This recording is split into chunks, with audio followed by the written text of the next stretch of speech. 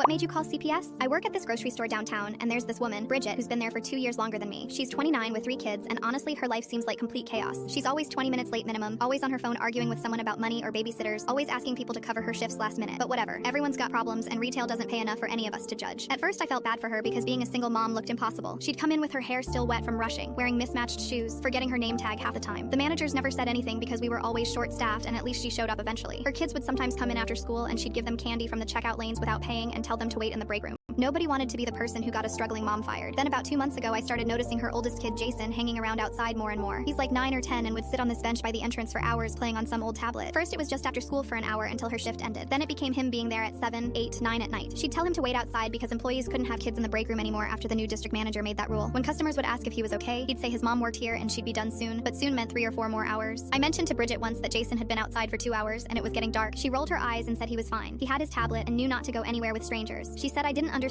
because I didn't have kids, and sometimes you had to make tough choices. She said at least he wasn't home alone like some kids whose parents worked nights. I kept my mouth shut after that, but it bothered me. The kid would be out there in the rain sometimes, just sitting under the little overhang getting splashed. He'd come in to use the bathroom and his lips would be blue from the cold. Other employees started noticing too. Tanya from deli would sneak him hot soup. Robert from produce would give him apples. But nobody wanted to actually say anything to management because Bridget would definitely get fired. And then what would happen to those kids? It kept getting worse though. She started picking up extra shifts and Jason would be outside from 4 in the afternoon until 11 at night when we closed. She'd take her breaks and smoke cigarettes out back instead of checking on him. When he'd come looking for her, she'd get annoyed and tell him to go back outside and stop bothering her at work. One night I was leaving after closing and it was past 11:30 and Jason was literally asleep on the bench, like completely passed out with his tablet dead in his lap and his backpack as a pillow. It was 40 degrees and he was wearing just a thin jacket. His shoes were untied and one had fallen off. He looked so small curled up on that metal bench. I went back inside to find Bridget and she was in the back room laughing with another coworker about some show they both watched. I told her Jason was asleep outside and it was almost midnight and freezing. She sighed like I was being annoying and said she'd get him in a minute. She was almost done counting her drawer. I stood there for a second realizing she genuinely didn't care that her kid was unconscious outside a grocery store near midnight. That's when I went to my car and called the non-emergency line. I just told them an unattended child was sleeping outside our store and I was concerned for his safety. I gave them the address and hung up. I didn't give my name or mention Bridget at all. The cops came about 20 minutes later and woke Jason up. Bridget had to leave her drawer half counted to deal with him. She made up some story about just running inside for a second and losing track of time. They let her take him home, but I guess they made a report. Child services showed up at her apartment the next week according to what she told everyone. They interviewed all 3 kids and the neighbors and checked her house. They found out the younger 2, who were 6 and 4, were being left with Jason to babysit them while she worked doubles. They found out she'd been leaving them alone overnight when she picked up graveyard shifts. They found out there wasn't enough food in the house and the electricity had been shut off twice in the last few months. Yesterday, Bridget came in laughing. Full story on channel, link below.